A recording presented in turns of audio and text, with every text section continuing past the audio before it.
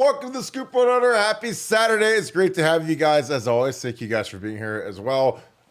Great night. NHL hockey, NBA playoffs, some good playoff matchups tonight. We're going to get into who are the highest graded players for offense for Ohio State and why Michigan's spring game looked like an abject disaster. Team looked bad, bad attendance. It's about to get ugly up there.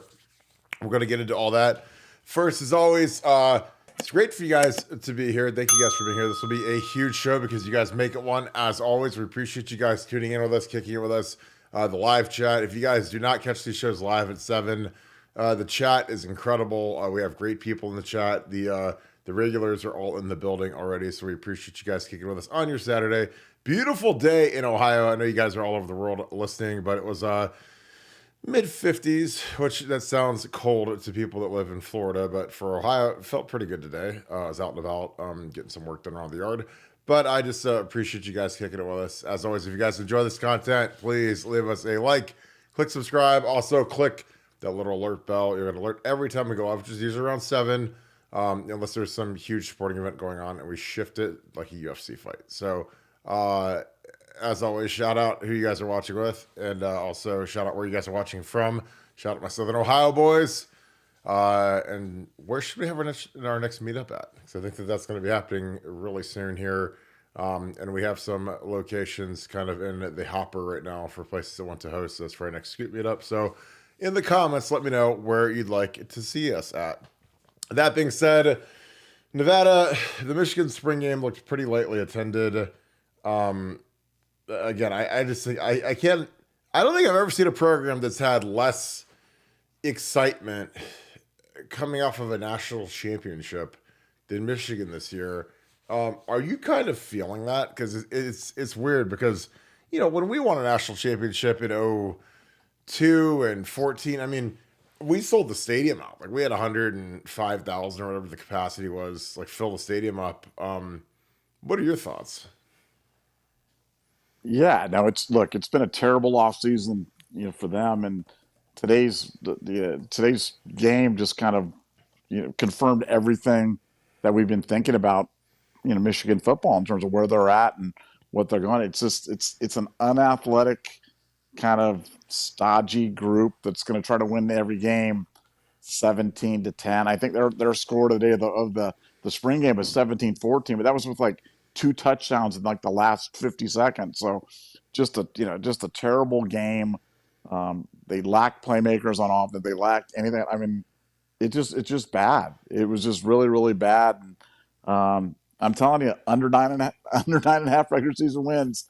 Nothing that I saw today changes my mind on that. I think that line's going to go down even because this team is not going to be able to score.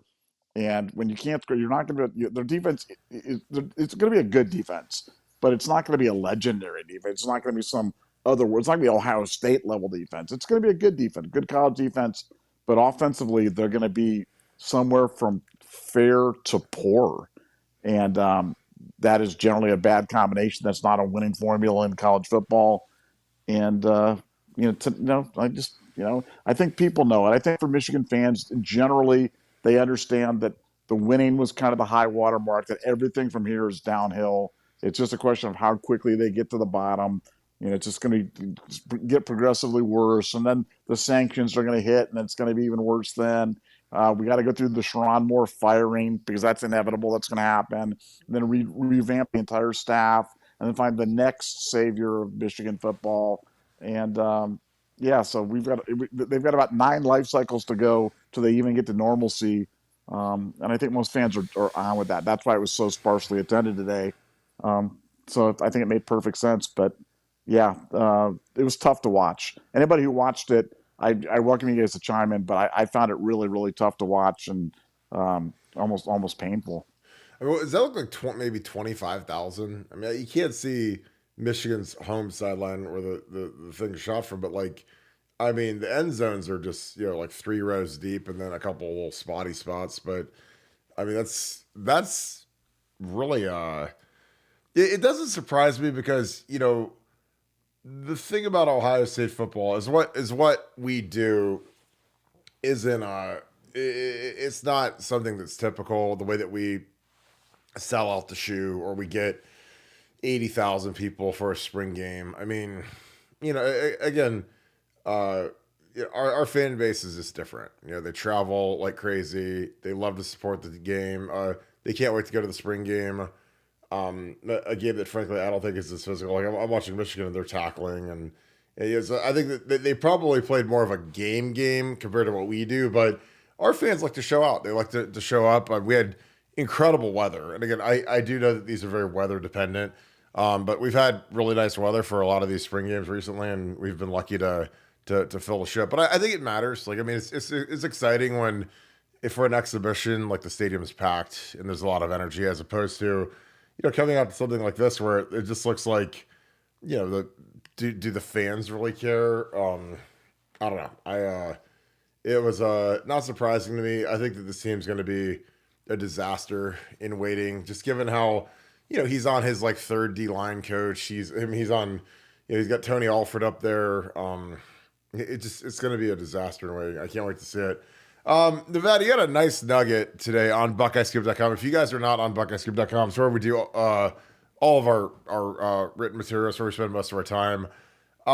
Talking about the stars of the spring. You have to understand, if you're new to the show or new to what they do in the Woody Hayes, every player is graded every play of every practice. So by the time you get done with spring ball, there's like kind of a cumulative grade. I mean, most of you guys went to some level of schooling, and it's by the end of the midterm or the semester or whatever, you have this is where you're at. This is what your grade was for practice 1, practice 2, and it's a number grade. It's 82%, 72%, 40%, and it counts your technique. If you miss an assignment, it absolutely tanks your grade. It's like a torpedo right to the side of the boat. But some guys really shined, and you also have to understand that not every position coach grades the same way. Like some grade, I guess you could say favorably, but you can't be too favorable, because if your unit sucks or a player's out there sucking, and then you put up some crazy high grade, you kind of look like a clown. And I remember there were coaches that I used to coach with on staff that would grade their guys way too high. And we'd just laugh in the staff room when they'd have like 8 champions and then we'd have 2, because we graded like realistically, and other guys would like try to pad their stats. But just it kind of is what it is. Nevada, who's some of the guys that were shining this spring? And again, the exit meetings are over. Ryan Day, Mickey Marotti, and the position coaches met with each player on the team to discuss where they're at on the team, if they need to hit the portal. We've had very little portal movement. I mean, Cedric Hawkins took off. Obviously, Dallin Hayden took off. But I think that the roster, barring a shock, I mean, could some more kids jump in? Sure. But we're holding pretty strong, because I think that these guys realize this is about to be a really special year. But Nevada, who are some of the guys that graded out the highest this spring for Ohio State's offense? Well, let's talk about the offensive line, because I know that's what a lot of people want to talk about, and certainly an important aspect of the team. The line, when you line up in the fall, it is a very chalky bet. If you just say Simmons, Jackson, McLaughlin, Hinsman, Fryer. And Carson's one of those guys. I got to give you credit. I guess I should never question the old All-American offensive lineman, but you had said that Carson was one of your breakout players for spring. He was pretty much written off by a big portion of the fan base, certainly by a lot of the media, after the winter, the bowl prep, and his non-playing because of snapping issues in the Cotton Bowl, and that disaster on the offensive line after that, which frankly should have been an endorsement of him as opposed to anything else. But a lot of people kind of said, hey, they're bringing in Seth McLaughlin. That's the last we're going to see of Carson Hinsman. That's the end of the story. You had said not so fast, and it looks like he's going to be our starting right guard. Now, obviously, things can change. Things could happen with guys, being injured or blowing up, or making big moves over the summer and into the fall. But if you ask me to bet right now, Simmons, Jackson, McLaughlin, Hinsman, and Fryer, and those guys all graded out really well, all played really well during the spring, and that's kind of the unit that they're looking at, that they think they're getting the best production out of. and that's kind of exciting to see. Second part of that is, who's the third tackle? Who's the guy that's going to step in as the third tackle when they move things around? Because, it's not always by position. They move guys around, based upon where they're on the pecking order. And George Fitzpatrick. George Fitzpatrick seems like he's the guy that's the third tackle behind Jimmy, behind Josh Fryer. If something were to happen to one of those guys, I think they'd move people around, and George would be the third tackle. So I found that to be an interesting thing out of the grades. It was, frankly, it just shows that we've got a little bit more depth than people think on the offensive line. I am not nearly as concerned about the offensive line as 99.9% of the people in the world. I was not that concerned about the offensive line before we got Chip Kelly as the offensive coordinator. I am certainly not that concerned about the offensive line after we got Chip Kelly as the offensive coordinator. Because one thing that Chip Kelly does is Chip Kelly puts his offensive lines in really, really good spots. He stays out of loser plays. He's a big believer in having every play have three options off of every single play and every single formation. And he varies his play calling. He avoids, the loser predictable plays that have been really a hallmark of Ohio State in the red zone and in short yardage in recent years. And Chip Kelly just will not allow us to be put in those situations. So that's not to say that we won't get stopped. That's not to say that we won't fail or to do it, but it won't be because our scheme is bad. It won't be because we're predictable and everybody can stand up and go, I can tell you pretty much with 99% certainty where this play is going. Because when Chip's rolling, you'll have no idea where the ball even is. And that's the type of thing that can provide that momentary hesitance from the defensive lineman, that momentary lean to one side, or the linebackers from just running downhill to the hole and just crashing in there and blowing stuff up. And that allows offensive linemen to get off those primary blocks, get to the secondary level, and create those big holes. So I thought that was good news on the offensive line. The best news of all, that we've got a starting five that really looks like they're gelling well together and that really could do some big things. So, that was kind of part one of the nugget, but, I'll throw it to you. What are your thoughts on the offensive line and the players and their various strengths and weaknesses, and how you see them kind of performing this year in 2024? I mean, I think that there's a lot of talent. I think there's a lot of guys that have a lot to prove. I think that, I think this is going to be a pretty motivated group. And again, every year you're supposed to be motivated. But, when you get taken, behind the woodshed by Missouri and you have to hear about it for 9 straight months, like, there's a lot of motivation for our tackles. There's a lot of motivation for Carson Hinsman. Seth McLaughlin had the worst game of his career probably against Michigan, his last game that he played in. And Donnie Jackson's coming back as a preseason All-American, and frankly, I don't think he's played like one. And again, I like Donnie. I think Donnie has like 5 more levels he can get to if he cleans some stuff up, because he is physical, big, he's as athletic of a guard as we've had in the last 20 years. So, I mean, he's got a whole different level. Like, he should be, like, I don't want to say it, but he should be beating people down on the interior. And I haven't felt that or seen that. And I think that he's got that next level to get to.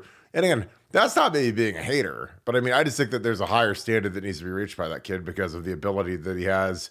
He came in as a 5-star, which is great, but nobody cares. But, and he's been productive, over the last couple of years. He started next to Paris his second year. And then obviously, he's, last year he was all Big Ten last year. And, he's going to make pretty much every preseason All-American team this year in all likelihood. But between him and Josh Simmons, I mean, those are two, that's as talented of a left side as we've had in a long time, and again, obviously, when we had Paris, Paris and Donnie a couple years ago, it's not that at that level, because Paris is the most talented guy that we've had since Orlando, especially tackle.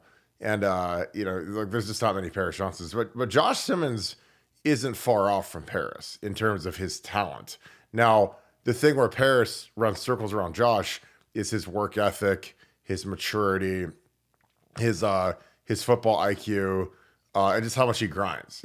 Like, Josh Simmons is still figuring out that this isn't San Diego State. This is Ohio State. There's a different standard here. And I don't think he knew that last year, because again, and again, it's not always his fault. You have to understand, he came like right now. Like, he came in the second portal, And he wasn't with us last spring. So last spring, we were trying Josh Fryer at left tackle, and we were trying all these wonky different things. And then we go out and get Josh Simmons out of the portal, and worked out great. I mean, at this time last year, I thought Donnie Jackson was going to be our left tackle. And obviously he settled in at guard nicely. But Josh Simmons has to, get to that next level. And again, that's on the coaches. That's on Mick. That's on Justin Fry, Mike Salini, Chip Kelly. And again, like, you don't want this kid to go undeveloped, because this kid will get drafted. I mean, he could leave next year or leave early, and he'd be probably a mid-round pick just off of his talent and his movement skills, and he'll test great. I mean, he's a monster in the way. I mean, in terms of his athleticism, his testing numbers, from a speed perspective more than a strength perspective, he's a monster. So, all of that should, equate to, you shouldn't give up a sack against Missouri. Again, and it happens to everybody. That was a really good player that beat him. And the snap counts were screwed up. And again, I put a lot of what happened last year on the coaches, because, when Matt didn't know the calls and Enoch was terrified. I mean, it was like he was in like some scary movie, and he was like the white chick getting chased down by the guy with the knife, and he's like falling down all over himself. Like, Enoch was not ready to go, and they should have put Carson in. And honestly, I would have told Carson, if I was running that thing, I said, Carson, you get in, go play right guard. I don't care if it looks like vomit, and make the calls, because Matt can't make the calls. He wasn't making the calls. They didn't adjust anything, and it was literal malpractice. I mean, that was as bad of a coaching job as I've ever seen in football in that Missouri game. So again, as bad as Lincoln Keenholz was, because he wasn't really expected to play and he didn't know the plays, like what we did with the line up front, where we gave those guys no help, we didn't change anything. And Missouri had a good front. Like, I studied those guys. They had really good players. So you better change something up, because if guys get beat consistently like Enoch was, and you don't change things and you don't help them, that's on the coaching staff. Like, eventually, if you're watching an NBA game tonight and LeBron James and they're not doubling him, and they just let him go for 40 points, and that's on the coaching staff. Eventually, you got to give the guy the help if they can't check the guy they're going against. Carson Hinsman is a guy I'm rooting for in a big way, because I always root for the people that get like unmercilessly beat down by our fan base. And Carson he was like that guy post Missouri game. He did the podcast, which was dumb.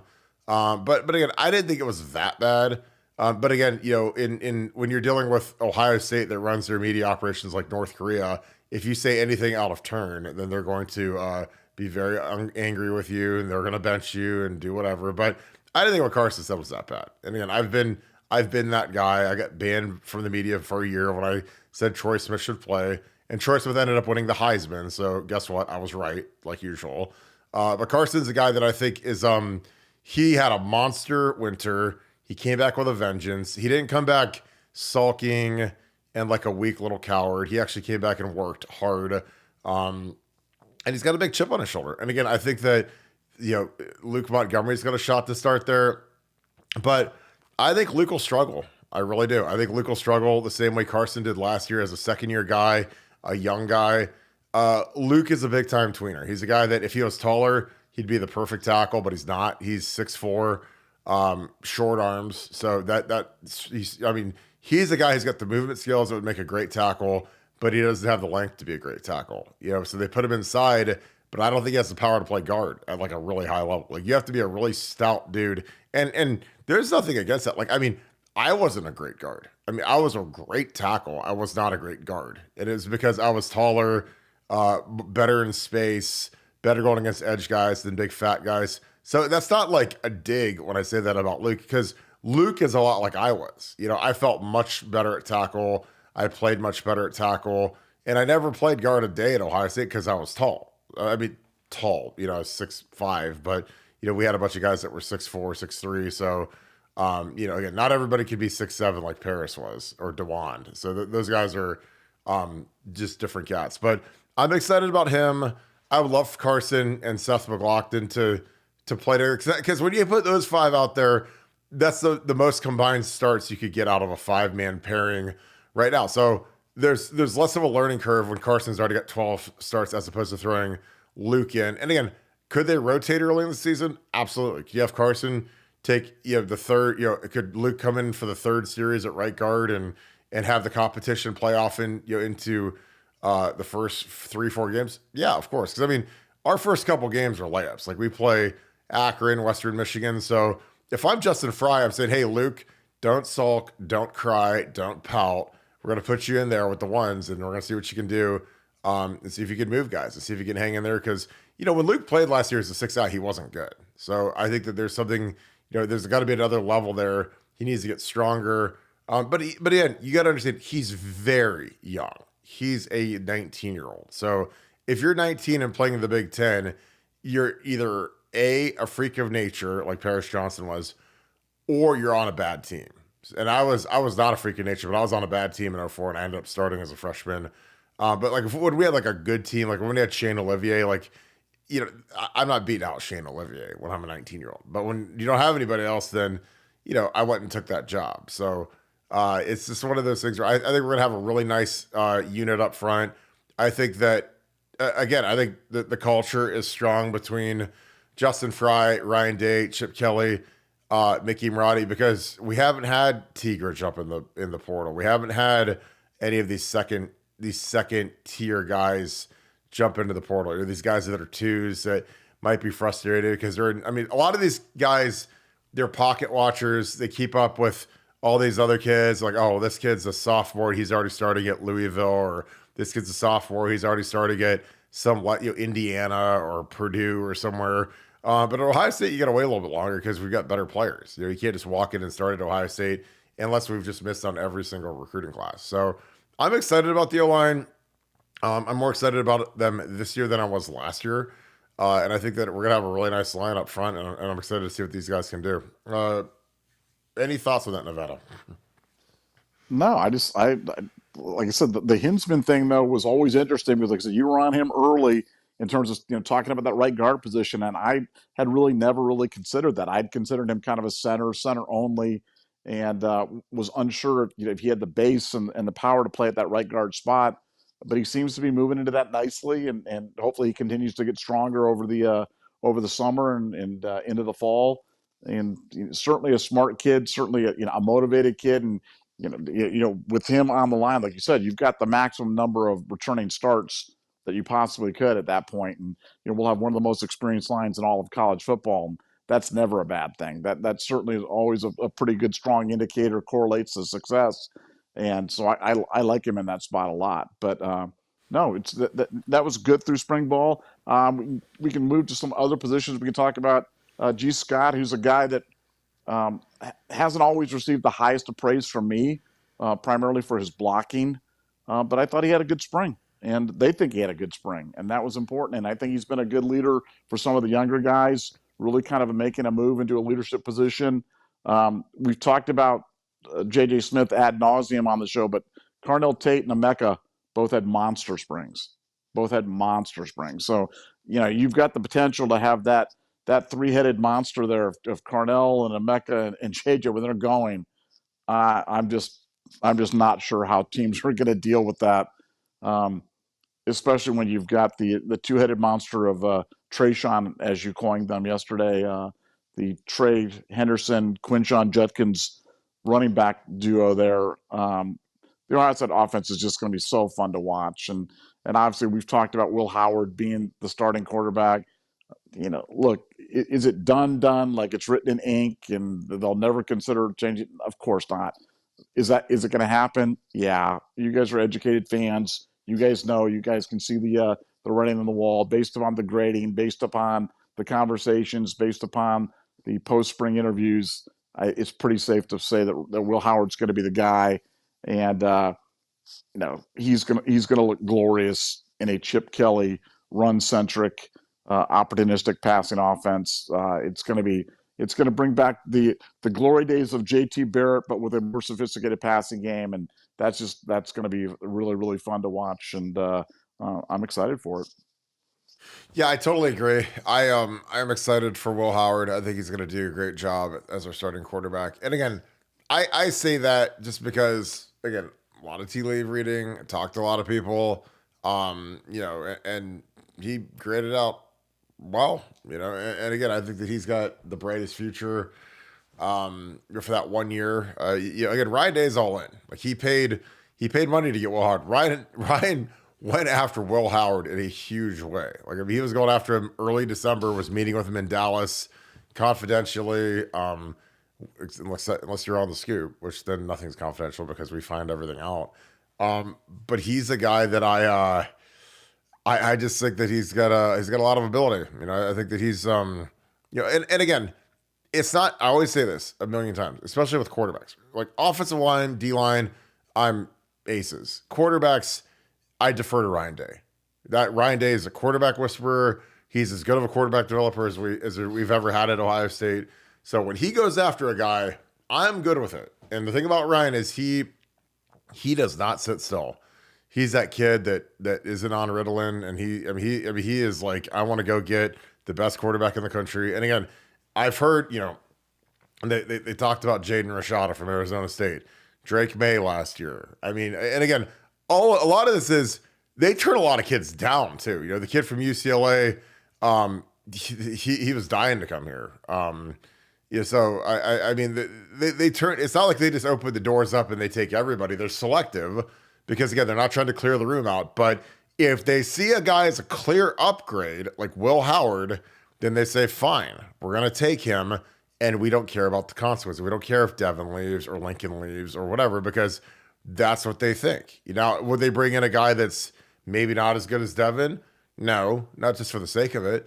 And again, Ohio State's been really good about that. I mean, there's been very few times outside of, I guess you could say with Dallin Hayden, I mean, if I'm Dallin and Tony Alford has just lied through his teeth for 2 straight years, and all of a sudden it's like, Quinshon Judkins shows up in December. I'd be like, what are you doing to me? You redshirted me 2 straight years. I bailed you guys out my freshman year. And now you bring in, the guy who was first team all SEC at running back to take my spot.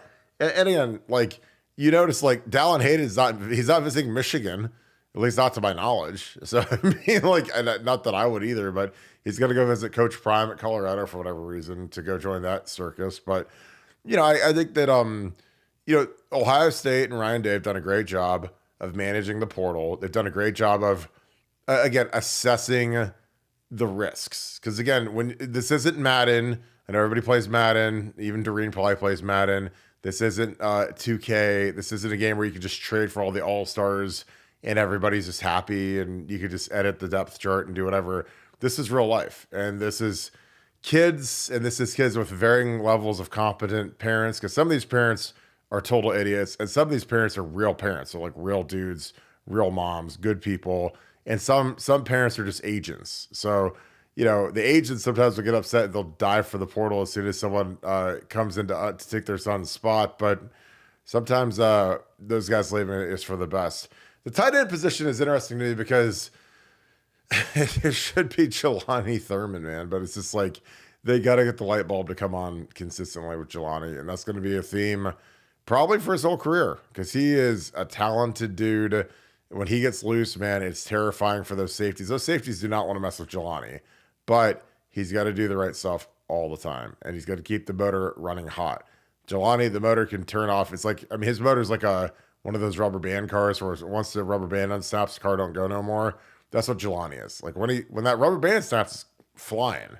But as soon as that thing runs out of that kinetic energy, man, it's a wrap. And that's what, I mean, Jelani gets that motor running, we're gonna have a great player. And again, that's why you need a good tight ends coach. That's why you need a guy who can just get all the way inside his chest and rip his heart open and just say, okay, we're gonna make you a great player, but it's gonna be really hard and we're gonna be very tough on you. And I don't know if we have that guy running that room right now, because again, you can't have Soda Pop Pahinski get knocked out and then run your tight end room at the same time. But what do I know?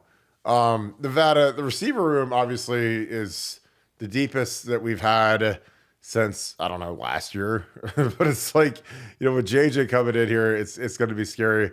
What are your thoughts on the depth of the receiver room? It's kind of a loss. The guy that I'm disappointed for is Brandon Ennis, because Brandon missed most of spring with a foot injury. He was out since almost week 1, so he barely did anything. But your thoughts on the wide receiver position group? Well, I mean, as good as it is this year, it might be better next year. So, with Brian, it's like every year we just keep upping the ante, and you don't think it can get better than having Olave and Wilson and Jameson, and it's he's just doing a marvelous job of continuing to reload it. It feels like USC in their glory days there with Pete Carroll when they were rolling, when every year they bring in five-star quarterbacks, and you just be like, how can these guys just keep going there, especially when only one guy plays? And I feel that way with Brian and these wide receivers, because you're just bringing in guy after guy after guy, and they're all better than the next. So no, it's a deep room. It would have been nice to see more of Ennis. This spring, I thought this was a big time for him to kind of come in. He'd been kind of hamstrung last year by not being able to come in early, and now he kind of catches a little injury. Not a big deal. We don't like to go too deeply into injuries, but this isn't this is I'll be on my feet shortly thing, not a is this 2024 in jeopardy type of thing. But in the back of your mind, you just wonder, like, is he just going to get just those little opportunities? Sometimes life comes down to a few moments when you kind of seize the opportunity and you get a chance to play, and you go in there and you make the most of it, and you just hope that Brandon gets his chance, because the guys in front of him are really good. And so when he gets out there, he's gonna have to do his thing, because then the guys after him are really good as well. So it's a competitive room, it's a deep room, and the good news is the future's brighter than ever. So let's enjoy Heartline while he's here, because inevitably he's got to leave. And I hate even putting that energy out there into the universe. That's not a predict. That's not a like I know something. This is just more of a, hey, at some point, if you've got Chip Kelly as the offensive coordinator, now it's to call plays, and somebody offers him some ungodly amount of money to go, then he's going to leave. But that's not today. So we'll worry about that when that comes. In the meantime, I'm just going to enjoy all this wonderful recruiting, this deep, talented wide receiver room, and we are in for a treat watching the 2024 offense with Chip Kelly calling the plays, coordinating the running game, and Ryan Day coordinating the passing game. I don't think any of us have ever really seen anything quite like this before. I don't think anybody in college football has seen anything quite like this before. And then on top of that, we're returning the number 2 defense in the country that returned basically everybody, and added Caleb Downs. So like I said, I just think Ohio State's going to be super formidable in 2024, and it's certainly going to be led by that wide receiver room. Yeah, I think that when you look at what Brian's done, again, when we say this isn't like Brian's going to leave. It's that this it's coaching. That's the profession. I mean, everybody leaves. I mean, if you look at the coaches that have been at Ohio State in the last 40 years, Nick Saban, Pete Carroll, Urban Meyer was a GA. Like normally guys have to go elsewhere. I mean, again, Brian had a really unique situation with what went on with Zach, and I mean, it was August, and they're forced to fire Zach, and all of a sudden it's like Brian's sitting in the room, and he was the quality control coach, and all of a sudden it's like, hey, it's your audition, and and to Brian's credit, he did well with it. And now again, Brian took over a loaded room. Like he took over. That's why I always laugh when people are like, well, now granted, are we recruiting at a higher level? Sure. But I mean, when he took over that room, it had Terry McLaurin, Johnny Dixon, and Paris Campbell. Those 3 guys were all captains. So that means that they have exceptional character. Obviously, Terry McLaurin's turned into a Pro Bowl receiver, $72 million, such or whatever it was. So it wasn't like he had, like, the room that Zach Smith took over in 12 was like turd central. It was like, it was bad. I mean, it was just no talent. I mean, none of those guys on in that 2012 room could have played the last couple of years for us. Now, I mean, could Philly Brown have done some stuff? Of course. Could Devin have done some stuff? Of course. But like, Mike Thomas was a freshman, so he wasn't ready to go.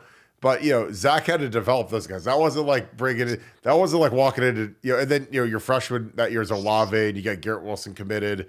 I mean that pipeline was for real. Now has it gone to a new level? Of course. Are we better at recruiting than ever? Of course. Does Brian do a good job? Of course. But our offense is like tailor made to go get great receivers because we throw the crap out of the ball. So I mean, it's a lot easier to recruit these guys when Ryan Day is like, hey, I'm going to go get, I don't know, Justin Fields and C.J. Stroud and Dwayne Haskins and I mean, I'm going to go get all these superstar quarterbacks and we're going to throw it all over the yard, and that's a lot easier to recruit to. So again, could Ryan, and again, like Darrell Hazel brought in, or Joe Daniels, God rest his soul. He brought in Santonio Holmes and brought in Ted Ginn Jr. So again, like we've always recruited good wide receivers. Is it a different level now? Of course. We got a couple super chats, so we are going to hit. Oh my god, I love this. I love when the emojis come in on the deal. Sloth Nations, thank you for the 10. Hello, gentlemen, and happy Saturday. Kirk, got any news on our offensive line? Nevada, you got any news on the realignment side of things? Hope all is going well with both you guys. Well, Nevada, I'll let you go first with the realignment thing. It's going to be interesting to see what ends up going with the realignment thing. But what are your thoughts on that? Well, the big story in realignment is really the disintegration of the ACC, and that is happening right now in real time. So, I say, one of my favorite sayings is, how did it happen? A little at first, then all at once. That's what's going on with the ACC. You're going to wake up one day and the whole conference is going to be gone. And, I know while some people go, oh, Nevada, that's crazy. That's unthinkable. That could never happen. Hey, man, it happened to the Pac-12, and it happened fast. And, their commissioner was talking about how they're going to be expanding and they're going to be this, and they're going to be that. And all of a sudden, the Pac-12 is gone. It's a memory. And I am telling you right now, that is what's going to happen to the ACC. The ACC teams are negotiating their exits. It's happening. It's happening with Florida State. It's happening with Clemson. It's happening with Miami. I mean, they're all going to be gone, and they're all going to be scattering to the winds. And while there's been talk about super conferences and other kind of more pie in the sky types of concepts for major college football, the reality is major college football is splitting it into two camps: the Big Ten camp, the SEC camp. And how they realize they hold the power. They realize they're the ones that have got the powerful brands, the most viewers, the most interest, and they're going to start flexing their power. But the easy way for them to flex it and do it in kind of a non-confrontational way is get all the teams into their conferences. And that's how Notre Dame joins a conference. That's how Florida State ends up in the Big Ten. And so the ACC is the next domino to drop.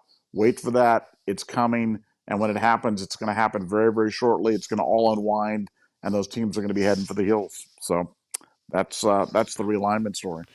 Yeah, and this is something that I sent you the other day. This is something that was floating around Twitter where allegedly some confidential deck got released, which again, I don't believe any of that when they say, ooh, this 00 secret thing got released. But it is kind of interesting just to look over what is the proposed Super League divisions, because I mean, some of these divisions suck, and some of these are really like different. Like, and again, who knows what Bama's going to turn into, but the one that's got Bama, Auburn, Georgia, LSU, Mississippi State, Ole Miss, Tennessee, like that is like a real one. And then you look at like some of the turd ones, and you're just like the Southwest looks weak, the Plains looks weak, but I don't know. I think 70 teams is a little rich. I think that it'll be fascinating. Gene Smith, your boy, he had an interview, and he talked about how Ohio State obviously is very much against revenue sharing, because why would they ever want to share revenue when they make more revenue than anybody? Like, that makes no sense. They're the Yankees. So, but this was an interesting deal on the realignment. I can't, from a perspective, I think 70 teams is too many. I think 50 would probably be a little bit closer in my opinion. But I don't know. It's always kind of fun to look these over and eyeball them on paper to see, what would we be more in favor of a Midwest conference where we played Cincinnati, Illinois, Indiana, Louisville, Michigan, Michigan State, Missouri, Northwestern, and then Purdue. I don't know. I think that I honestly like the current Big Ten right now because we're finally going to get USC in here, and we're going to get Oregon, and it's going to be I think it's going to be fantastic. So I like the way it is right now, but I just figured I'd throw that up there since that was a question. Sloth, in terms of the offensive line, I gave a pretty good diatribe on it earlier, but I think the line's going to be good. I really do. I think that like Chip Kelly's scheme and running Will Howard will make the line look 1,000 times better than it did last year. And again, a lot of it I blame on Ryan Day. And again, it's not because I don't like Ryan Day. I don't like his scheme, and I don't like how our quarterbacks refuse to run because I think that it's selfish and I think that it hurts our program.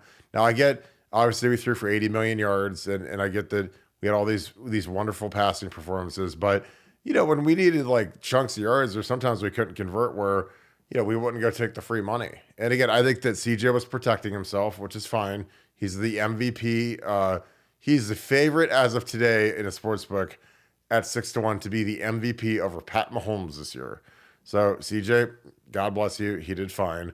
But last year having Sloth as our quarterback, it killed us. There's some times where if he could just take off and affect the defense with his feet, it'd be a different world. But I didn't do it. Refused to do it. Not sure if he could have done it.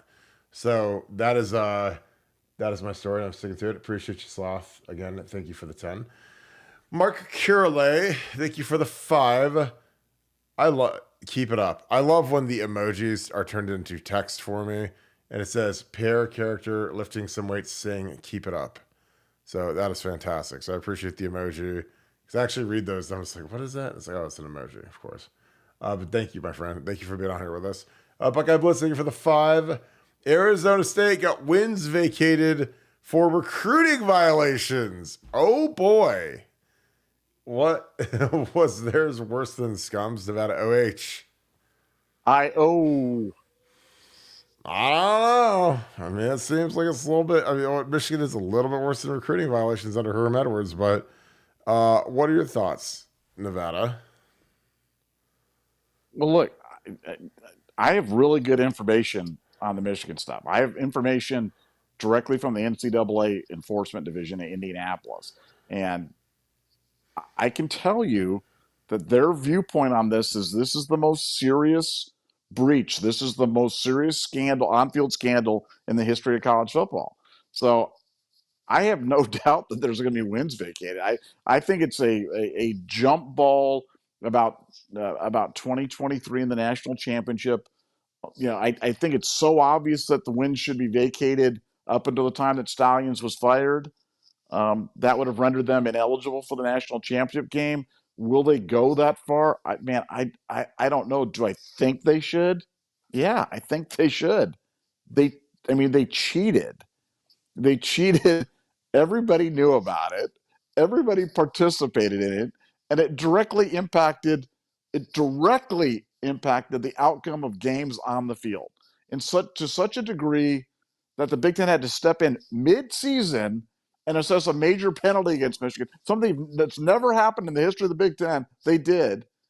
That's how serious they were viewing it. So if Arizona State's vacating wins for what happened under Herm Edwards and the COVID, recruiting violations type of stuff, this is 1,000 times worse. 1,000 times worse. Because you can't draw any direct nexus between recruiting violations, and then you have to say, okay, I'm going to go from these recruiting violations led to them getting this player, and then I got to go over the next bridge of, well, that player resulted in them performing well in this game, and then you got to go over the bridge, well, that presented in them going from performing well to winning that game. With Michigan, it's clear they cheated on the field with a guy that was standing there with the entire team doing jumping jacks, pointing to the sky for passing, standing right next to the defensive coordinator and the offensive coordinator, calling out the signals in real time. So I think it's so obvious that this is going to result in major.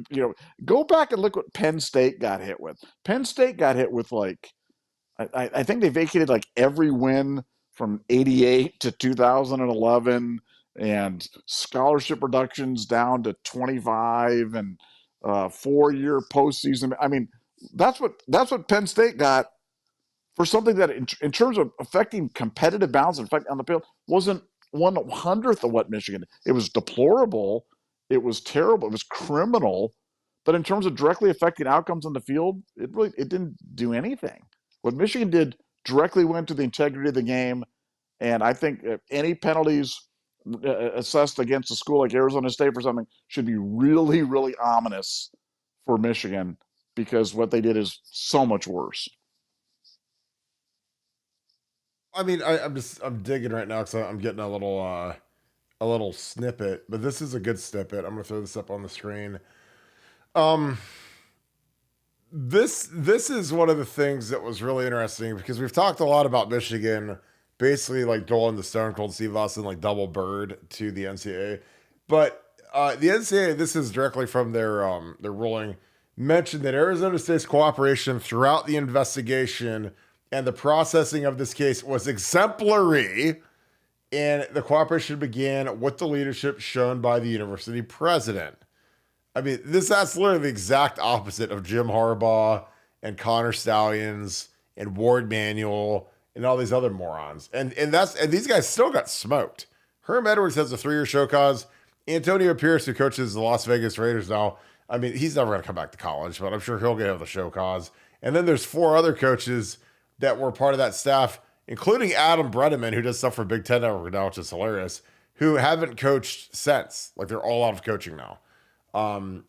But Jason Leiter, who's the executive director of athletics of compliance at Oklahoma and was the chief hearing officer for the committee on the infractions panel, he said the school's acceptance of responsibility and decision to self-impose meaningful core penalties is a model for all schools to follow and is consistent with the expectations of the NCAA's infractions program. So, here's a guy right after he put a bullet in the program's head who says, hey, these guys cooperated.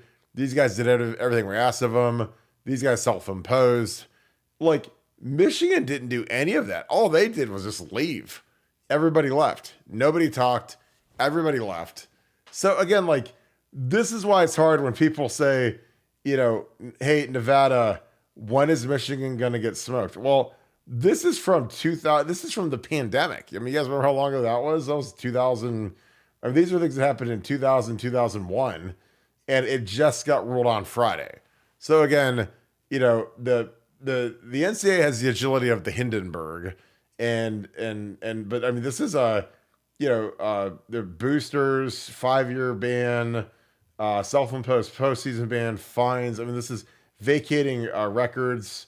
I mean, this is a lot. I mean, this is a big smack. And again, that's from 2020. So, again, when's the Michigan thing going to pop? I don't know. Are we ever going to be able to guess correctly? Probably not, especially when something is, it takes this long. Because, again, these investigations are exceptionally thorough. I mean, this isn't like hey, we heard about this. And, I mean, they're digging, they're interviewing, and then they're going to roll. Like again, they've got real compliance people on these infraction committees. But Kirk, can you read off the penalty? Can you read off the penalties? Like, if you have it there, can you? What exactly? I mean, you don't have to go through every coach and everything, but what they vacated wins and they've got a postseason ban. What did they go with on those? Let me see.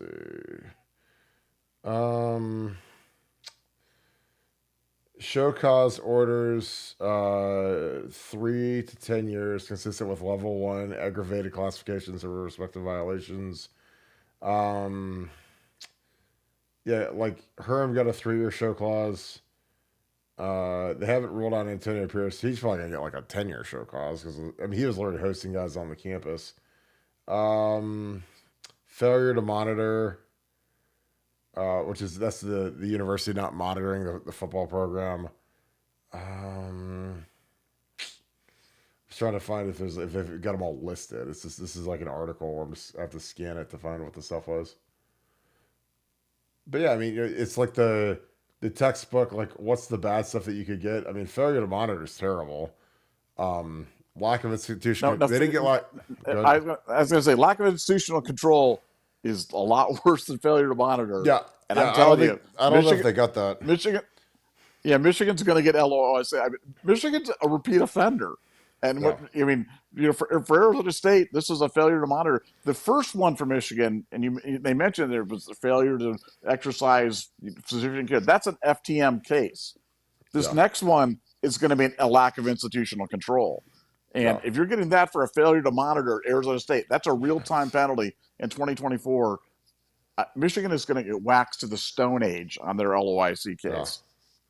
Yeah. Probation, a fine, vacated games, reduced scholarships, and recruiting restrictions. Yeah, and then you got obviously again like the show cause, like when Herm Edwards got fired and Antonio Pierce is in the NFL, but those guys both have 5-year show causes. So I mean those are huge. So Jim Harbaugh's going to get a show cause for sure. So that'll be it'll be interesting. It'll be interesting to see if anything happens to Pierce, because I mean this is bad. But again, this is from 2020. I mean, literally the COVID dead period they were hosting when no one else was hosting. All right. Appreciate you, Buckeye Bless. Thank you, my friend. Deb Sobel, what's up, girl? I hope you're having a good Saturday. Thanks for being on here every night. Thanks for being an Ultra member. Asking for a friend, is tattoo removal really painful? Well, I've never had a tattoo. I've never thought to have a tattoo. I don't know what I'd ever get tattooed. I've heard it is because like they like burn it off your skin, right? With like lasers or something. Nevada, do you have any insight with all your WCW buddies or anybody that has got a tattoo removed? It's funny. I've been asked so many questions, and I feel like I've got native intelligence in a lot of different areas, but that is one area that I've absolutely no idea. I would imagine that would be painful. Well, but I this don't is know. because our boy Harbaugh's getting tatted today. He got the 15-0 Yeah. tattoo, and that's the worst block M I've ever seen in my life. So I don't know if he's got like Scott Farkas from A Christmas Story doing his it's Scott, right? Scott, not Scott. You corrected me on that. It is. It is Scott. Yes. He's got Scott Farkas tatting him up here in Ann Arbor, I guess. Whatever. I mean, he is the weirdest human being. He's a great coach, but he's a weird dude.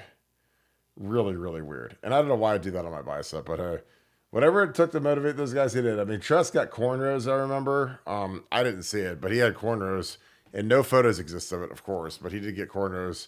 That was something he did in 2002 after they beat the Hurricanes. He told those guys that he'd get rode up if they won, and they did.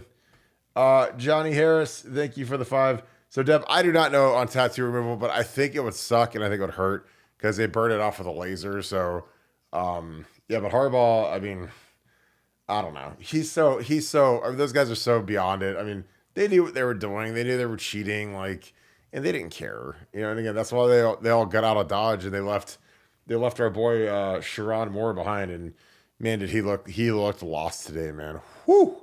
Because again, people can say he won those games last year, but Jim Harbaugh was coaching that team 6 days a week and then before and after the game. So, just running the punt team out there and doing what Sharon had to do on game day was about as easy as it could get.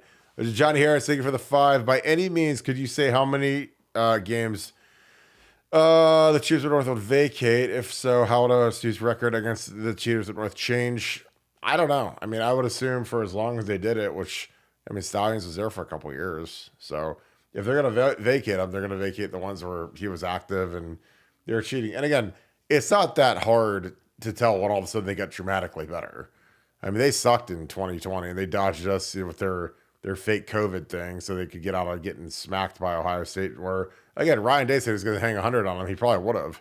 And then they ran for the hills because they were like 2-4. And they COVIDed out of like 3 of the games, which whatever. And I think I don't think the record would change. I think it would just be like a disqualification. Like Ohio State wouldn't get the win because it's not like Arkansas got the win from the game we vacated. I just think that it's like a no contest. So I think it comes off both teams' records. I think, but I could be wrong. But it definitely won't count as a loss if it gets vacated. Nevada, is that how you understand it?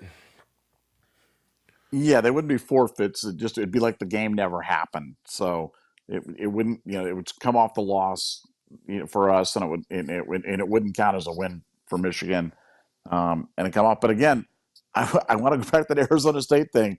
I mean, Arizona State self-inflicted a 1-year bowl ban for themselves amongst all these other penalties for freaking failure to monitor and recruiting violations. Michigan, they didn't do that because they just wanted to do it. They didn't do it because they're trying to be good citizens. They're doing it because they're trying to get a hold, ahead of this thing and make something, basically make peace with the NCAA. If what Arizona State does merits a 1-year bowl ban and all those penalties, then Michigan has to be looking at a multi-year bowl ban. They have to. There's no other path that makes any sense. They've done nothing to mitigate. They've done nothing to cooperate, and we're not talking about insignificant recruiting violations. We're talking about stuff that goes right to the heart of the integrity of the game. I think the Arizona State thing convinces me more than ever that Michigan is in deep, deep trouble right now. I'm telling you. Totally agree with you. Totally agree with you. Sloth Nations, thank you for the 10. Appreciate you, my friend. How do you think the new 4 will do in the Big Ten this season? Personally, I think Oregon, then USC, then Washington, then UCLA. I think you're spot on there. I think UCLA may struggle mightily outside like softball. I agree. I mean, I think, I might put Washington ahead of SC, but that's just me.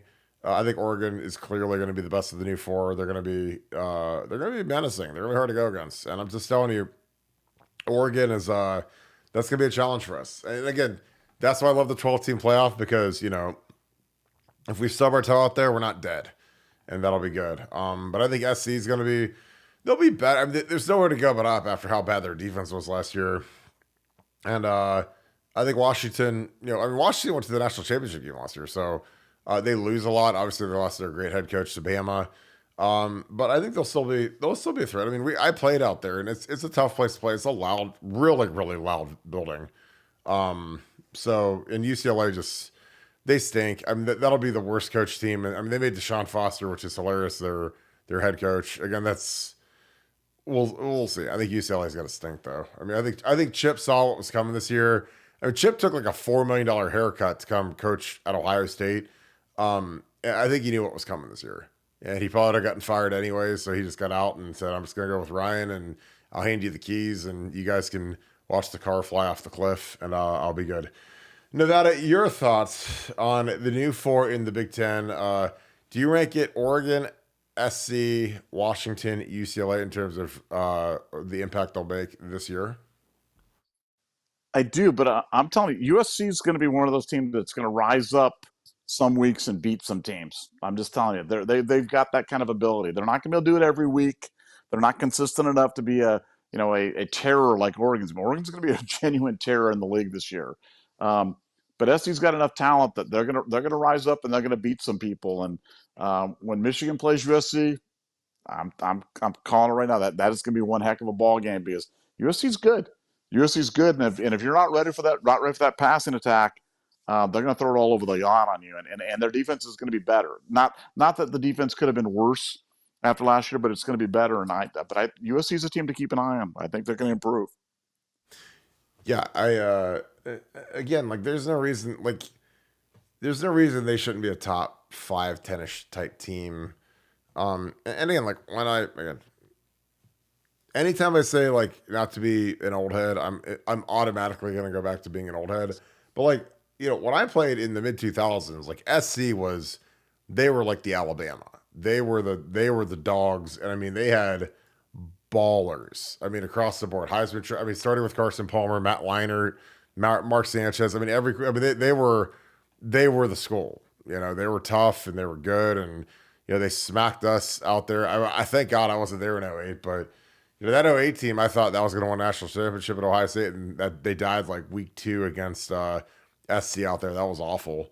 But yeah, I think that's going to be about right. I think we're going to have some issues with some of these guys. And again, I think it makes the Big Ten better. I'm excited to see these guys come to the shoe. I really am. Sonny N, thank you for the deuce. How tough will it be to move the ball against the team at North's defense? Well, I mean, I think that, they'll be good. Michigan's always good.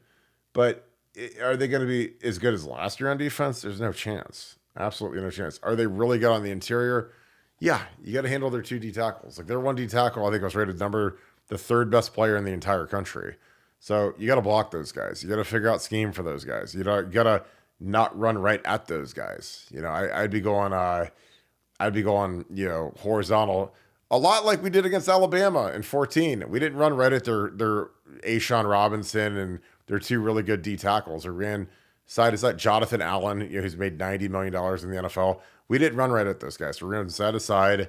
It's an odd defense, and it was the smartest thing we ever did. And Kirby Smart, I mean, they changed their entire defense because of what we did to them in that game, because they knew that we got them that night. So that was good by Tom Herman. That was good by Urban to not run right at the teeth of defense, because there's nothing that's dumber in the universe than when a team has like an outstanding player, again, think like an Aaron Donald, and you let that guy beat you.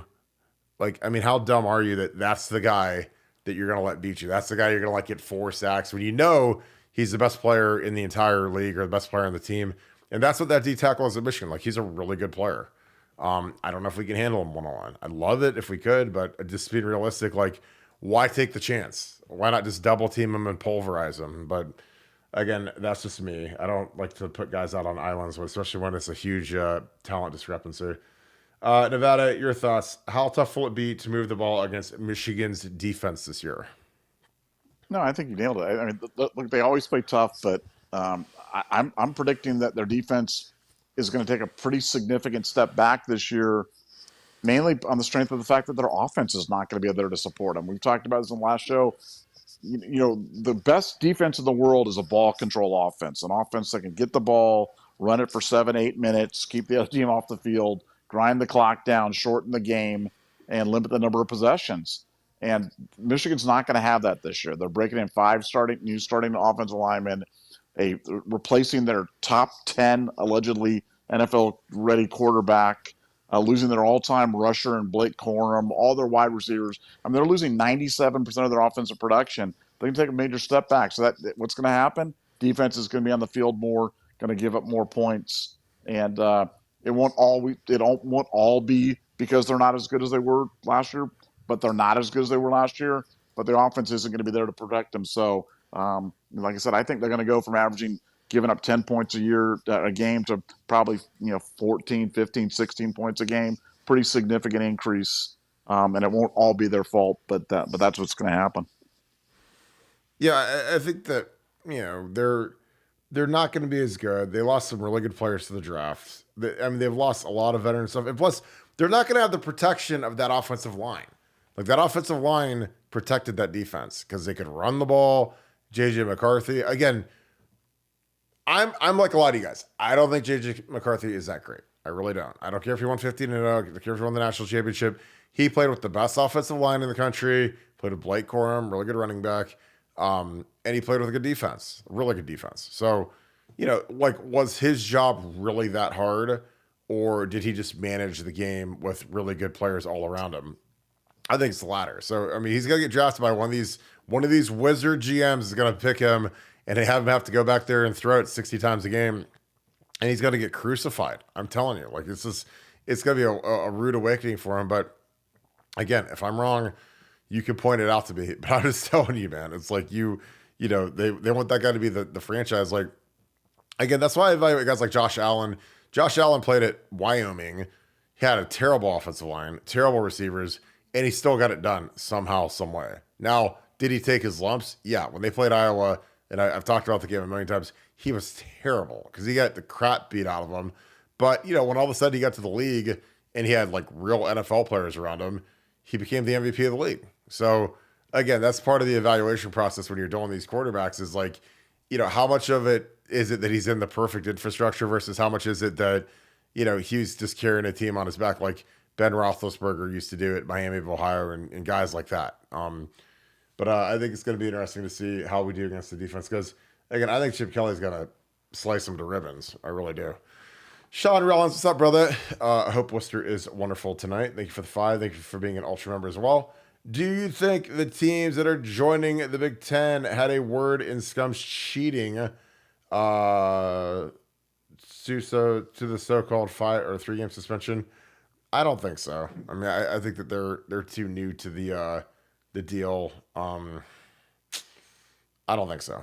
I mean, I think that this was all, I mean, the expansion stuff was coming well before Michigan got popped and busted. I mean, we've been talking about expansion for like 4 years now.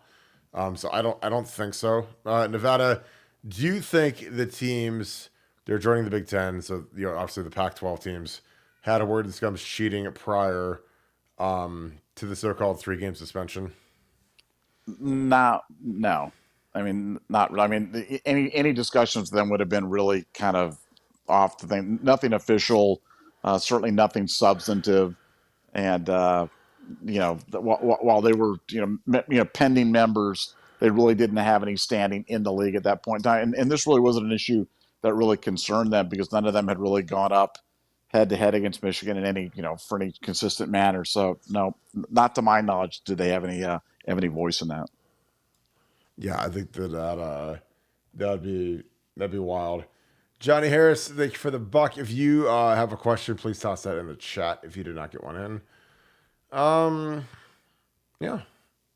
Well, Nevada, hit an hour. What do you think? You ready to wrap this thing up? Well, much like the Michigan game, it's time for us to go home and get ready for whatever it is that we're going to be doing tonight. It's you know, hey, I love watching the game today. Though I really do. I have a sick obsession where I like watching those teams and try to be objective and watch them and try to see if they're scary or not. And there was just nothing scary about Michigan, man. I'm telling you, it's like when they pull back the curtain and the cheating's gone, the coaches has gone, and they're trying to play it out. They're trying to go through the what we'll do is we'll tackle, because that's what tough teams do. We'll tackle in terms of doing it, but it's all kabuki theater with Michigan at this point. They're kind of a paper tiger. They'll be okay this year, but it's going to be a slow descent down to the bottom. I'm just telling you, the talent's not there. The playmakers are not there, and the future is bleak because it's not like they've got a lot of young guys that are coming on that are going to be the salvation. I mean, this literally is going to be the last hurrah for them in terms of having some quality players. After this, there's just not much. So as bad as this year is going to be, wait till next year. It's really going to be bad. Yeah, we got a super chat in Nevada. This is great. Down on Karen Rossbuck. I've got your jersey. I'm gonna get that signed tonight. I'll get shipped out tomorrow. Thank you for being an ultra member as well. Nevada, did you hear Ryan Day was arrested? Just kidding, but the Michigan fan base believed that rumor. Nevada OH. We have the dumbest. I mean, like the dumbest human beings in the world. I swear. There was a rumor that Ryan Day got arrested, and it was all over Twitter. People freaking out because again, there's like these troll accounts that say stuff, and people just fly right off. They drive right off the cliff, and I'm like Caleb Downs is leaving and transferring to Michigan. Like, why would he ever do that? Why would you leave a team that's gonna have the best defense in the country to go somewhere else when you just got here and you got a big old check, you got a big old Range Rover? Why would he leave? What could he possibly want at Michigan? But people believed it. And then the Ryan Day thing was like the last couple of days. Ryan Day got arrested. Nevada, your thoughts on Ryan Day getting arrested? Because we probably would have podcasted on that if that would have happened. Well, there was one point where they were talking about me and me being involved, that I had to have funded the investigation into the sex crimes against minors on Weiss's computer. And since they were like a whatever NSA school, that I was supposed to be brought up on treason too, so that Ryan Day was going to be brought up on treason, and then Nevadabuck was going to be brought up on treason too.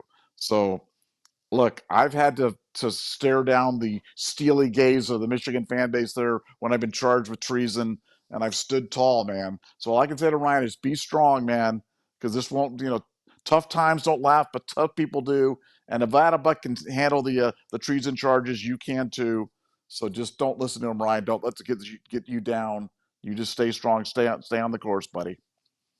Yeah, I just like I just don't I don't care. People are so dumb. And again, when people that you don't even know exist hate you, then you know you're living good. And we are living very, very good. When people that don't exist or they're worthless, that don't like us, I'm like, that's and Ryan's got just millions of people that hate him, and he doesn't even know they exist. So he gets to keep on, keep it on, and the people that love him, like Ohio State fans and everyone that supports the program, fantastic. So I did see that. I got another super chat in. Poohbeard12, appreciate you, my man.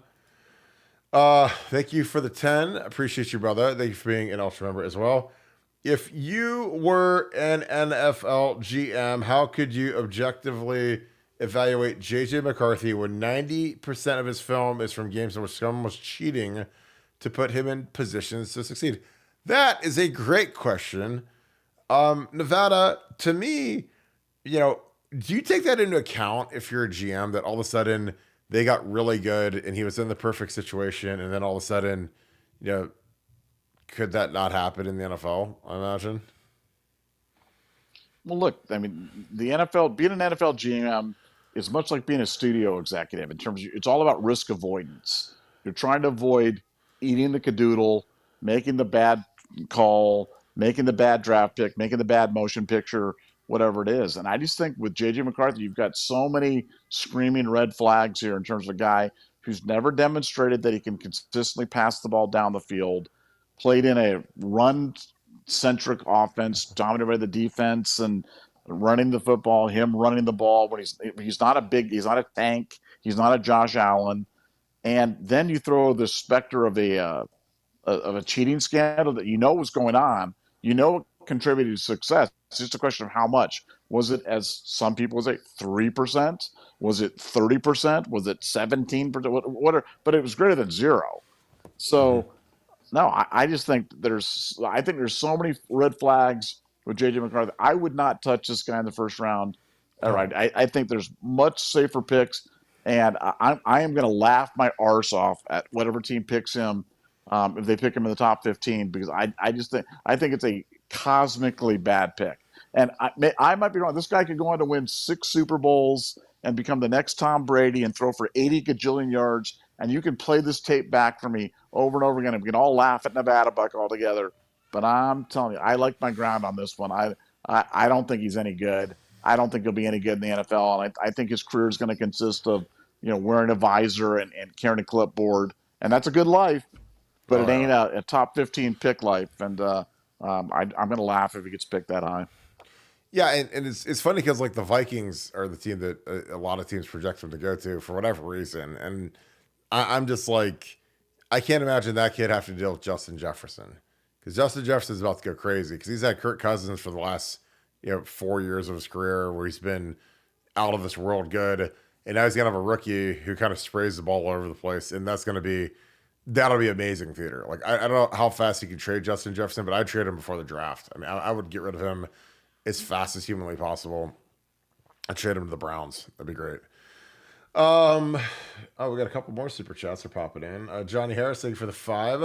With the Big Ten expanding coast to coast, will it be more dynamic than the SEC? Yes, because the SEC is so regional. Nevada, I think it will be. I mean, because again, like we're in New York and LA, coast to coast. You can go see a game in Washington State, Los Angeles, Wisconsin, New York City. If you go to the Rutgers game, obviously. Yeah, I think it's going to be really dynamic. I'm excited about it. I'm going to love Big Ten after dark. When we get those 10 o'clock kickoffs when it's, Washington or Oregon versus whoever, some hapless team, and it's a 10 o'clock kick. Like, that'll be awesome. I love those games. I love those games that kick off at like 10:30 at night or 10 o'clock at night. And it's a good team. Like, it's Oregon playing whoever you do, because those guys don't have night games too. They don't want all their games to be at noon just to cater to the East Coast audience. So I'll be real excited about that. Nevada, your thoughts with the Big Ten expanding coast to coast? Will it be more dynamic than the SEC? Oh, I love the Big Ten's positioning. The Big Ten is positioned as the national conference, the academic conference, the Research One conference, the big, large state institutions. I mean, that is where you want to be, the 3 time zones. I mean, when you're on the East Coast, there is nothing better You can say about Washington versus one of those weenie teams. What about Washington playing a good team? What about Washington versus Wisconsin or Michigan? Or, I mean, man, you're going to be up to watch that game. That's going to be a lot of fun, and it's going to be one of those things where you're watching these games and you're going to go, man, I am getting quality Big Ten entertainment from 12 noon all the way through the 3:30 kickoffs or the 4:30 kick, and then I'm going to get one late at night on top of that. It's just going to be like Christmas time, and that's what the Big Ten's offered. The Big Ten's offering 3 time zones of football, and the SEC is very regional. The SEC is it's a Southern football conference, and the Big Ten is the National Football Conference, and I think that's a very, very important distinction. I think that'll become increasingly important as these last few teams get kind of carved up into into where do they go. I think the large national institutions, the ones that want to be part of that national conference, are going to come to the Big Ten. And if you see yourself as Southern and regional, then you go to the SEC. Advantage Big Ten. So I like it. I like it a lot. Yeah, like I said, you'll be able to watch Big Ten games to kick off at noon. You'll be able to watch those to kick off at 10 p.m. And you'll never see that with another conference. And I love it. I'm really excited about it. I think it's going to be absolutely fantastic. Oh God, Nevada. Dub V Buckeye says, and thank you for the 10. Hey guys, let's have a massive scoop party right after the NCAA hammers Michigan back to the Stone Age. KB will even be allowed to have shots. Nevada, I'm sure you're very much against that, unless it's a shot of like Jello or chocolate or something like that. But chocolate milk. But your boy can turn up a little bit sometimes. But if they go into the Stone Age, like we will have a scoop, like a Michigan funeral party, which I think will be absolutely fantastic. I'd love to do that. And Nevada might even do it. He might even rip a shot or two. He might even have a vodka tonic. I mean, we might even, if Nevada comes, we might even have to wheel on a video poker machine for him to sit there and play the whole time, so that he can. We'll go bum rush at Culver's and just like eat them out of like butter burgers and concretes and just kind of make it happen, man. Are you going to start buying franchises in Culver's? Because like I've never eaten there, but I've heard it's incredible. There's one 15 minutes from my house. Yeah, they're opening 51 new franchises, and I'm looking at that. I think that's a brand, like it's an established brand, obviously really good. I think it's one that's getting ready to go good to great. I think it's ready to make that jump. And the only problem is I'm not an operator. I'm a financier. I don't want to operate it, and they want the 50% owner to be the guy that actually works in there flipping the butter burgers. Oh God! And I'm not that guy. That ain't happening. So if you're a Culver's operator or a guy that's like, I always wanted to run a Culver's, and then reach out to me at Buckeye Scoop at gmail.com, and we'll talk about doing something with the Culver's. I think that's an opportunity. I really think Culver's is an opportunity. You're gonna be like, Kirk, as soon as you get done editing this podcast, you got to go change the butter in the butter burgers. Kirk, you got to go make the concrete now too. I'm like, I quit. I'm done. I'm not mixing the concrete too. Oh, I knew that was coming. Kirk, I got a swell proposition for you. You know that canola oil in the back? Can you bring that on in and dump that into the thing for me? Dump that canola oil in there. Oh my God. Am I that transparent? I know what's going to happen. If you know anybody, yes. No, I don't know anybody. Use my number. I'm gonna get little Kirk. Little Kirk gonna be. Oh God. Kim used to work in a yogurt store, man. She did. She worked at TCBY. I know. She ran the most highest grossing TCBY. I know. She was like the yogurt. She was like the yogurt Pablo Escobar, or what's that girl? She is the yogurt Esmeralda. That's what she was. The queen of butter burgers. The queen of Culver's. The queen of concrete. There you go. I love it. Everyone's like, you gotta have concrete. Have you ever had concrete? You gotta go have concrete. Yeah, I'm like, tell Kim, talk to Kim tonight. Get back to me. Let me know what you guys think. Where would it have to be at? Would it have to be like in like? I mean, it has to be somewhere hot. Do they have Culver's in Columbus? Dude, there's only like 3 of them. Like we've got 7. We've got 75 guys. We've got 100 McDonald's. We have like 3 Culver's. It's like weird because like. By my house, a Culver's would work because, like right next to my house, I'm telling you, like there's the opportunity. Outside of like Naples, you can put one in 5th Avenue, it'd be great. Put it right next to Ocean Club. You'll put a Culver's there for all the people from the No, north. I want to keep it. I want to keep it open late too. Like have it open so like people can go get food there late. What a crazy idea that would be, huh? Well, I think what would be amazing is like I could put like one of those little signs in the window that says like open or Yeah, we'll be back at yeah, like 8:30. Sorry, I'm podcasting, so the dinner rush. You guys don't yeah. get to eat your butter burgers because I got to go home and podcast. We could do So it in your house. We could do the Culver's in your house. That'd be that'd be perfect. Just everybody show up and get your butter burger, get your concrete. Just use my garage as a drive-through. It'd dude. be amazing. This is the best day ever. Best day Oh, ever. this is the greatest. This podcast, man. This is amazing. Of course, Dev's chiming in on the covers. Clueless, Pat Daddy, thank you for the 10. Appreciate you, my friend. Tigger Chabot looked very good during the spring game, as well as some other linemen. Do you think we see more of the heavy run sets with extra linemen this year? I think we do. It'll be interesting to see who gets that number. Do they keep Luke in it? Do they give it to George? Do they give it to Tigra? They kind of rotated around to like give guys a little bit of love. But like, I don't like it. Like, I don't like the unbalanced stuff personally. I'd rather just spread guys out and lighten the boxes. When you bring in a big fat guy, you're going to bring another safety down in the box. You bring in because again, these teams aren't idiots. They've got guys with binoculars upstairs and say, hey, 41's in the game. Oh, it's the big fat tackle. It's Donnie Jackson or Fryer or Luke Montgomery or whoever does it. Because each year, like last year, Luke was 96, but it had been number 41, whatever. And I think that it's just a dead giveaway because you know that guy's not going to run a route, even though he's in a tight end number. And you just hope that the defensive people are so stupid that they can't figure out that the big fat guy in the eligible number is in a tackle. But I don't know if we have a great point of attack guy. Because again, in 05, let's get the old head on because you guys know how I am. When I get in my old head mode, Andre Tyree, who none of you guys remember, played for us, and he never did anything in his entire career. Never played, was a backup. Nice guy, lazy, smoked too much of the hydro, cost him his career. So Andre, for whatever reason, Jim Bowman thought we're gonna put Andre Tyree in as an extra tight end versus Michigan in 2005. So I'm thinking this guy's never played. Now, Andre was he was 6'3", fat, 310, 315, 320, whatever he was. But he was strong, really strong. Could have been a dude. Never was a dude, but he could have been a dude. In 2005, we put him in number 96, and he destroyed Alan Branch. Alan Branch played defensive end that year. They ran the 3-4 that year. And Tizzle killed him. Andre Tyree killed Alan Branch. And it was the most unlikely performance in Ohio State history.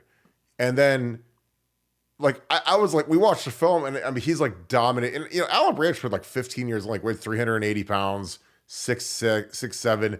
He was a great D tackle. He was big, fast, fat, kind of the whole thing. And Andre dumped him on his head. It was, and I was playing right next to him, but I didn't realize how bad he was dominating him until I watched the film because I'm blocking my guy, so I don't get to see what everyone else is doing. But and the next week he failed a drug test and he was kicked off the team. But it was the funniest thing ever. So that was the best I've ever seen unbalanced used, which is unbalanced is where you bring in an extra lineman. And it's not technically unbalanced because when we do it, we have a guy in an eligible number, but it's the same thing. Ryan Day takes it to a better level where he has it. We used to do it with an extra tackle that was actually in a 50 to 79 number that wasn't able to go out for a route. But we've never attempted to throw it to any of the fat guys we put out there. So until we do that, I'm just going to call it unbalanced. But yeah, that I think we'll see some more of that. Ryan likes to do it. I don't know how much Chip Kelly does it, but it'll be interesting to see if it sticks. I just don't think it's been effective. I've watched it and. Poor Luke Montgomery went in there versus Penn State, man. He went in versus one of their really good linebackers, and that linebacker absolutely killed him. And I still remember that play because I was like, ooh, Luke, welcome to the Big Ten, baby. This ain't Finley no more. But Kirk, the reason I watch him at UCLA, he loves doing that stuff. And the reason it works when you do it is when you're unpredictable off of it. when it doesn't work is when you load up one side, you point to it, and they run to that side. That's not the highest and best use of that type of formation. Are, So are, I are, think you, the are you gonna say my daddy is gonna run the ball right my there? daddy says we're going to run the ball right there, and we're going to. It's like, yeah, that aged well, Justin. That's Good, good, oh god. good Don't call. do it. Good call, Oh, Phoebe Fry or whatever your name is. oh, it's My like daddy says we're going to run right oh there. It's like, god. oh no, oh Yeah, no. he'd be fun to play poker with. Hey, I've got ace Yeah, high. What do you got? You're not supposed to yeah. tell me. You're not supposed to tell me. Thank you. Thanks, Justin. Oh god. Deb Sobel, thanks for the deuce. Culver's is awesome. Nevada OH. Can't wait for me and Kim to be the next Ray Kroc and Joan Kroc, and we're running Culver's all over America. It'll be amazing. Swimming in butterburgers, and I mean they have cheese curds, butterburgers, and concrete, which is great. This is best day ever, man. I love this. This is awesome. Kim, the queen. Queen Kim. Buckeye Bliss, you have to go live once you're at Culver's. This is why I love this show. This is going to be one of the dumb inside jokes that spawns from the show. The Culver's thing. You know, like everyone's going to say, Kirk, where's the next meetup going to be at? Culver's. Why is that? Let's bum rush a Culver's. Oh, God. Can you imagine? Like a flash mob. We have 350 people waiting outside of Culver's. So they're like, what is going on? Kirk's taking over behind the counter. He's cooking the curds in the back, dropping the baskets. We do like a pop-up podcast where we just go there and start podcasting for the back of the thing and just blow the place out. Come on. I mean, we could do that too. That's the funny thing. They'd have no idea what hit them. We should do it. We should have a film crew and say we had a scoop meet up. They didn't know we were coming, but we came and we ate all their burgers. Just run in there and just go there, eat everything, clean the place out. I think people would love that actually. Tom Gombar, thank you for the 5. This is a great point. It's very interesting. Are you guys shocked that Jim Lachey's kid hasn't been mentioned at all about going into the portal to come to Ohio State? Good tight end who could help that room. I'm not surprised because, you know, Luke's going to be a captain at Iowa and Luke's going to be an NFL draft pick at Iowa. And honestly, like, if I played tight end, if my kid played tight end and it was an 18-year-old recruit now, I'm sending him to Iowa. Like, check the resume. Like, look at what those guys do with tight ends. It's almost insane given how terrible their offenses are. But those guys put more tight ends in the league than any school in history, and probably more than the top 5 schools in history. And we don't even use our tight end. Our tight end is just an afterthought.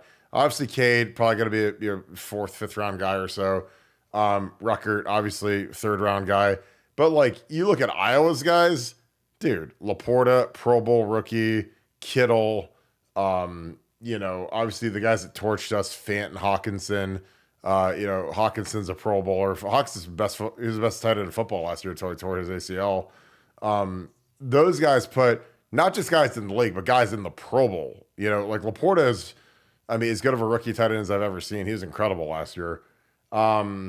So if I'm him, I'm not leaving Iowa. There's no way. And again, I love Jim Lachey, and I think Luke Lachey. When I watched him, you know, again, I was there the day him and Royer got worked out by Kevin Wilson, and I thought Royer looked better. Luke was bigger. It just depends on what you want. Do you want the taller kid that could potentially grow into a tackle? Like I thought Luke could potentially have grown into a tackle if he would have ate. I think he could have been a great tackle like his old man was, but. That day, Joe Royer he looked more fluid. He looked more explosive. Now, again, Joe, God bless his soul, you know, had a devastating career, you know, with his mother passing away. Obviously, that, you know, his mind hasn't been on football for multiple years now. So I think a clean slate going to Cincinnati is probably the best move for him. But, you know, like Luke Lachey at Iowa, like I wouldn't leave Iowa. Nevada, what are your thoughts? Are you shocked that Jim Lachey's kid hasn't been mentioned at all going into the portal? Because, I mean, he would be a plug and play.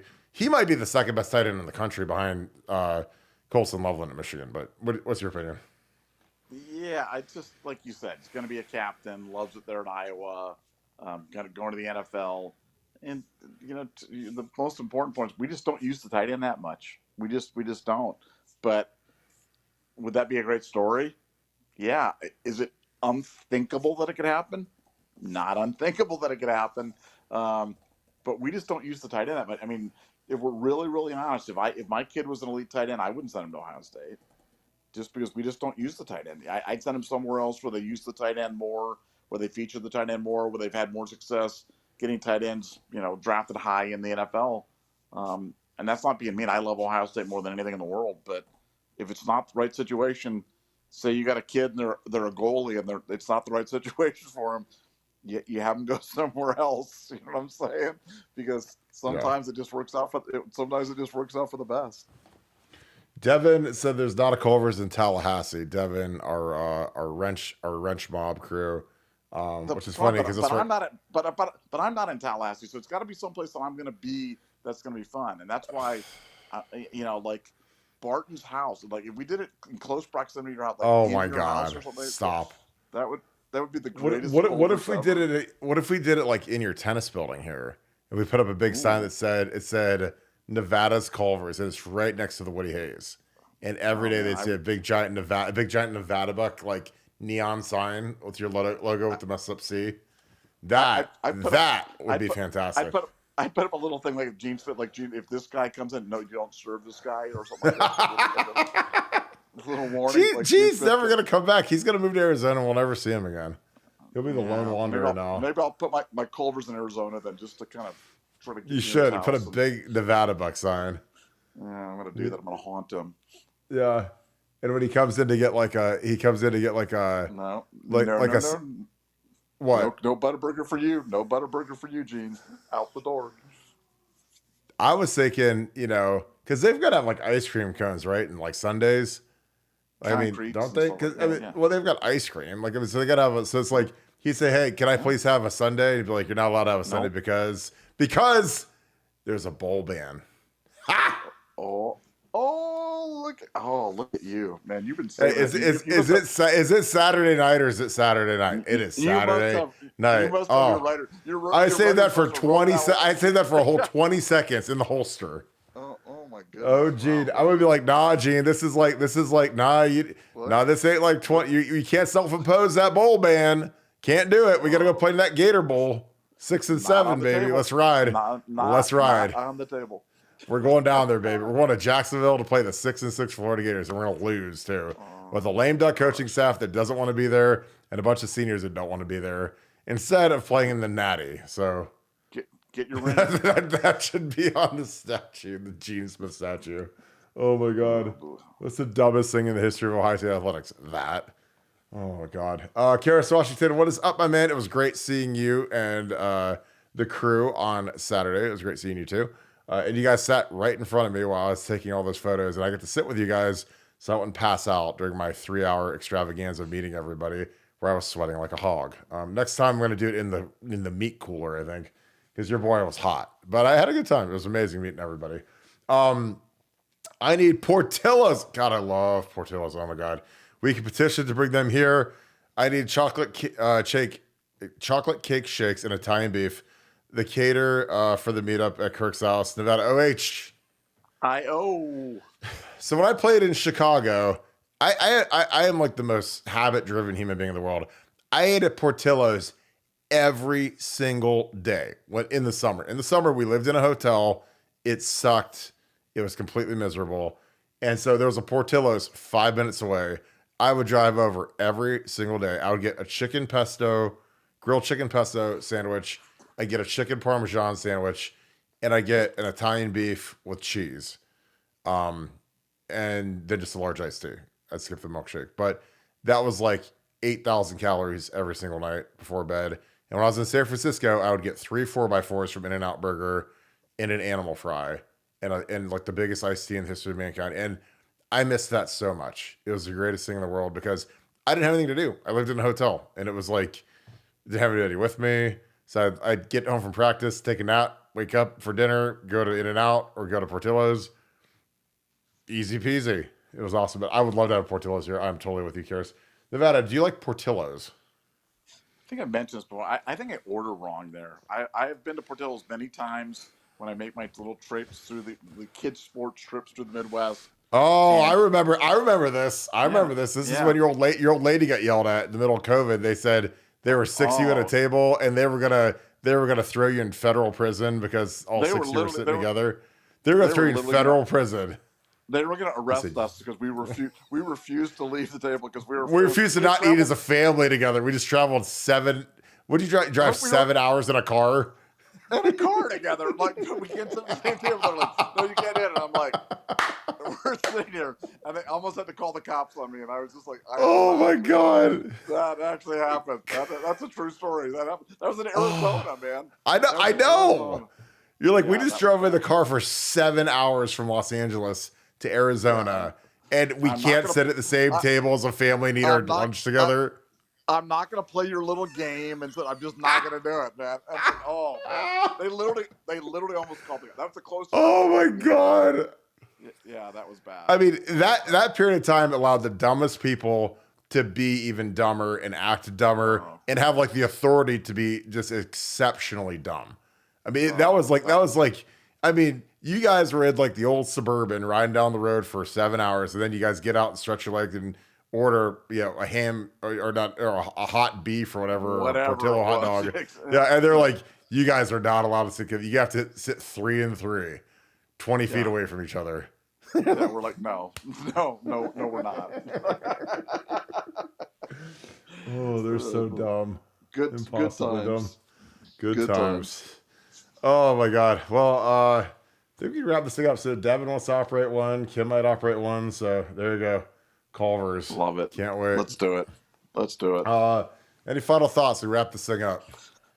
If you like the show and you wonder, I wonder what Kirk and Nevada do other than Kirk does yard work. Kirk is available for yard work or pool Oh my cleaning. god. If you want to, you can contact him via Buckeye Scoop at gmail.com. But when he's not doing cool pool cleaning or yard work, we're at BuckeyeScoop.com. And so you should come hang out with us, join. It's a great way to spend your other 23 hours a day. And if you're not doing it, you're not getting the full Ohio State Or not. experience. So come join the BuckeyeScoop.com gang and then listen to the podcast, and you'll become by far the smartest Ohio State fan in your group. And that's always cool. You might become the smartest human being in the entire world if you do both at the You same might. time. I'm just saying. You might. Yeah, that's very possible. So we can wrap this thing up. Appreciate you guys. Thank you guys so much. Appreciate you guys. Thank you, Doreen. Doreen is literally walking through Kroger, listening to us on her phone right now. So that is a new one. And she texted my wife and I a photo of Culver's in Powell. So shout out Doreen, walking through Kroger, annoying everybody with the sound of my voice. That was absolutely amazing, and I appreciate that. As always, thank you guys again. It was great having you guys. Great kicking it with you guys. Appreciate you guys each and every night. This was another huge show because you guys made it one. So thank you guys for joining us. If you guys enjoy this content, please leave us a like, click subscribe. Also click that little alert bell. Again, we appreciate you guys for kicking it with us each and every night. Be back again at 7 tomorrow. It's going to playoff hockey on tonight. So I'm going to go tune into that for a little bit. But I appreciate you guys. Again, shout out where you guys are watching from.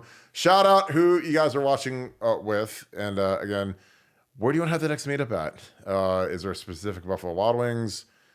Twin Peaks is in the fold now. There's like 4 of those in Ohio, I believe. So those are all going to be in play. But I'd love to hear your feedback in the comments. So read all your comments. I love all your comments. I appreciate all your comments. So thank you. Well, I hope you guys have a great rest of your night. Thank you so much, Buckeye Nation. And thank you, Scoop family. Talk to you guys tomorrow. I hope you guys have a fun Saturday. Go Bucks.